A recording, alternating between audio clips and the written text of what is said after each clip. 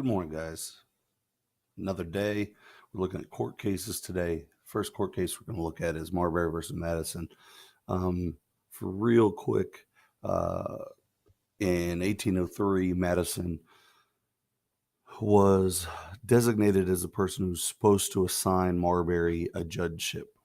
You'll cover more of that in the American history side of this, but what becomes important out of this has to do with that the judges, these midnight judges, um, wanted to have their job. They believed they had their job because of a law called the Judiciary Act.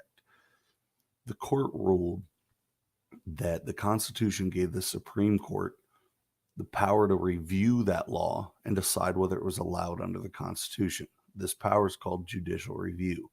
Judicial review, meaning the laws that violate the Constitution are then unconstitutional and no longer allow, is what all of the other court cases are based on. So we throw Marbury Madison in because it is the base of all of the other court cases. It is a precedent for every other later court case.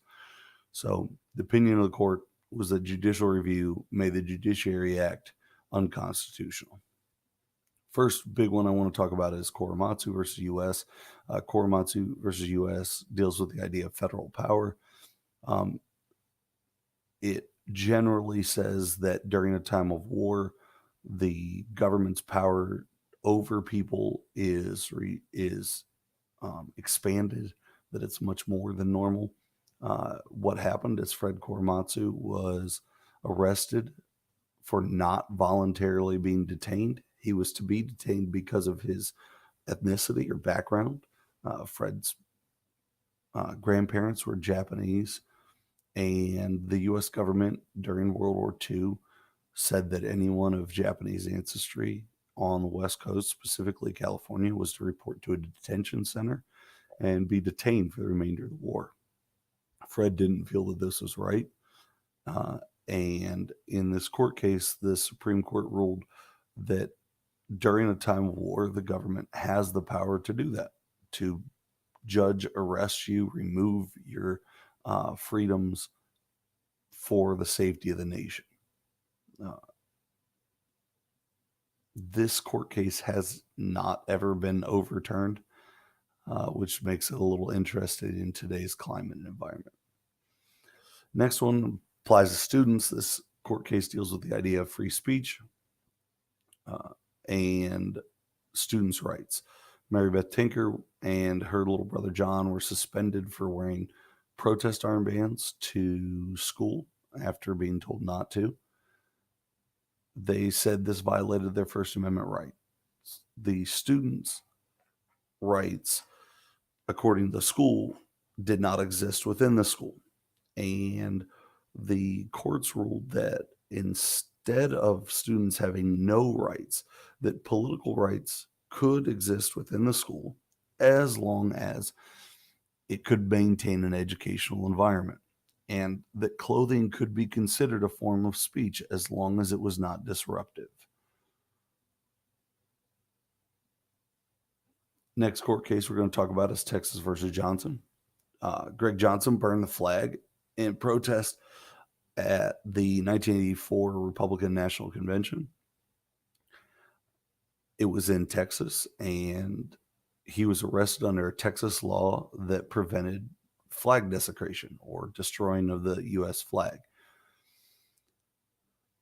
The Supreme Court looked back at an earlier case, a precedent called West Virginia versus Barnett, that said that that forced patriotism is not patriotism at all. The Supreme Court in this situation ruled that burning the flag, even though it may be considered as disrespectful to an American symbol, still was protected as a form of free speech, that by removing someone's freedom to do that, you were destroying the symbol more than what a physical destruction of the symbol. You were actually limiting the symbol in itself. This is a First Amendment case, and then the rule of the Texas law was ruled unconstitutional. Another court case dealing with the First Amendment. This one was a freedom of religion court case. Stephen Engel sued the state of New York after the state of New York passed a law requiring schools to read a non-denominational or non-specific prayer at the beginning of each school day. He said that violated the First Amendment Establishment Clause, which says that the government may not support a particular religion. And the court agreed, saying that individual school prayer, an individual student can pray, and that cannot be limited, but prayer issued by the government or by a school is not allowed. That is a violation of the Establishment Clause. Next court case, we're going to talk about, we're going to switch off of First Amendment and get into protections of people accused of crimes here. Dolly Mapp was arrested by police after they searched her home. They were looking for a person, her boyfriend, who was accused of bombing her ex-boyfriend's house. In the search of her house, they looked in a small box and found explicit or illegal materials. The police, in searching her house, did not have a search warrant. What the argument by the state of Ohio is that they would have found the information anyways, and that regardless of how they found the information, she had still violated the law. The Supreme Court ruled that any evidence that is found through an illegal manner is inadmissible in court. And so because all of the evidence that was found against Dolly Mapp had been gathered illegally, her entire court case was thrown out. This becomes a much bigger deal when it's tied in later with Miranda versus Arizona. Miranda versus Arizona, Ernesto Miranda was arrested after he was accused of crime. He was questioned for multiple hours, and in the process of this was never told about his right to counsel or right to remain silent. The police eventually coerced a confession out of him and used that confession in court to get a guilty verdict.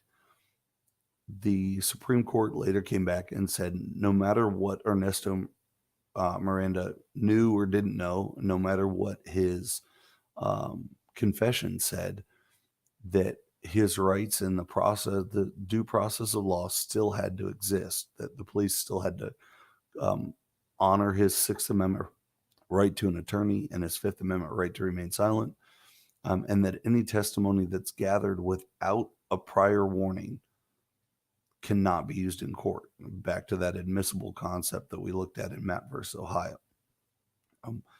Now, there's some misconception on this. The police do not have to read you your rights, what's called Mirandize, based on this court case, Miranda. They do not have to Mirandize you upon arresting you. They have to Mirandize you before they can question someone as a suspect. Now, most of the time that is done upon arrest so that the police can start asking questions immediately, but it does not actually have to be done until someone is questioned as a suspect. So just in case you've watched too much Law & Order, this may be a little clarification for you on this situation. Next one takes that and applies it a little bit more to you as a student. High school student, because she's underage, her initials are TLO. That's what she gets known as, was searched after she was accused of smoking in the bathroom. Upon looking at her purse, they found several things dealing with her selling marijuana. Her arrest came out of that, and she sued the school saying that they did not have a right to look in her purse, that they didn't have cause or a warrant, and so they shouldn't have been allowed to search her property.